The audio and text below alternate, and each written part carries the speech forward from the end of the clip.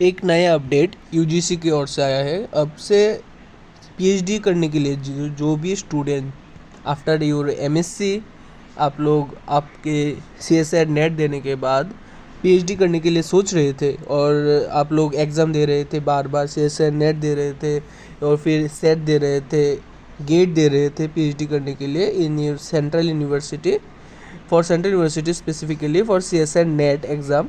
और आईआईटी भी देख सकते हैं, ये सीएसआर नेट देने के बाद आईआईटी देने के बाद जो जेआरएफ चाहिए था पीएचडी करने के लिए, तो इसमें कुछ मॉडिफिकेशन हुआ है सीएसआर नेट की यूजीसी की तरफ से। तो इसी से अब पीएचडी हुआ और आसान। तो आज देखते हैं आज की वीडियो में क्या क्या यूजीसी ने कहा, कैसे हुआ आसान और स्टूडेंट्स कैसे इस चीज़ का फ़ायदा उठा सकते हैं, सब कुछ डिस्कस करेंगे आज के इस वीडियो में। तो चलिए आज का वीडियो शुरू करते हैं, लेकिन उसके पहले like and subscribe and share my channel. Let's begin. 27 मार्च 2024 को यूजीसी ने पीएचडी एडमिशन को लेके एक नया नोटिफिकेशन जारी किया। इसी नोटिफिकेशन में क्या यूजीसी ने कहा आज डिस्कस करेंगे, तो चलते हैं। इस नया नोटिफिकेशन में यूजीसी ने टोटल पीएचडी एडमिशन के लिए 3 कैटेगरी में डिवाइड किया है, जिसमें कैटेगरी 1, कैटेगरी 2 और कैटेगरी 3 है।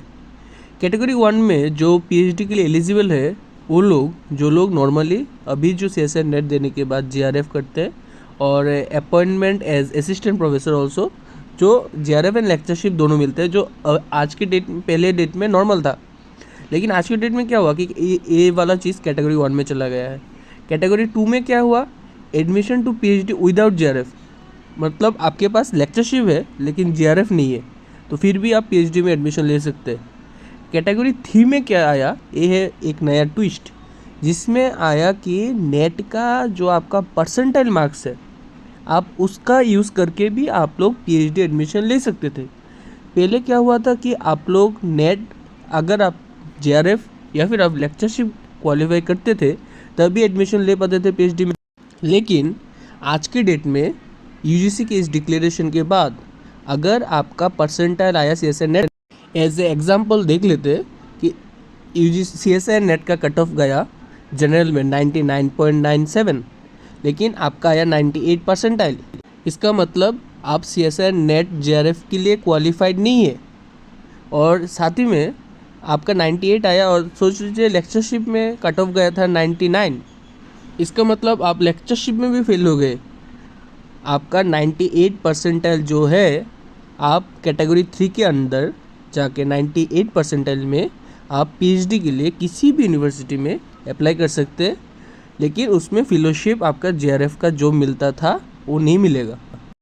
इसमें एक क्या आया नया चीज़ है सीएसआर नेट का जो मार्क्स है परसेंटाइल में वो आपका वैलिडेट हो गया, और इसका साथ में ये इक्वल हो गया है रेट एग्ज़ाम के साथ जो यूनिवर्सिटी कंडक्ट करता है खुद से। तो रेट के साथ अभी कैटेगरी 3 इक्वल है।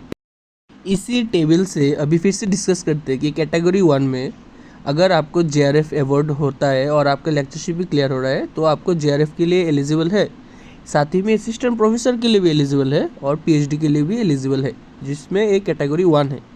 कैटेगरी 2 जिसमें आपका सीएसआर नेट जेआरएफ क्लियर नहीं है, असिस्टेंट प्रोफेसर क्लियर है, तो आप भी तभी पीएचडी एडमिशन कर सकते हैं।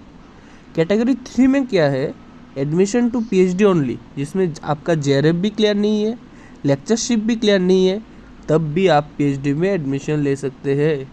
इसी यूजीसी नया नोटिफिकेशन में कैटेगरी 3 का जो ऑप्शन आया, यही नया चीज़ है जो आपको रेट के अगेंस्ट आपको मिल सकता है, लेकिन उसमें भी फेलोशिप सेम रेट की तरह ही रहेगा। कैटेगरी 3 में जितना फेलोशिप मिलेगा आपको जेआरएफ की तरह 35,000 40,000 नहीं मिलेगा। 10,000 to 12,000 एज ए रेट को जो मिलता है, रेट का स्कॉलरशिप 8,500 to 12,000 आपको वही मिलेगा।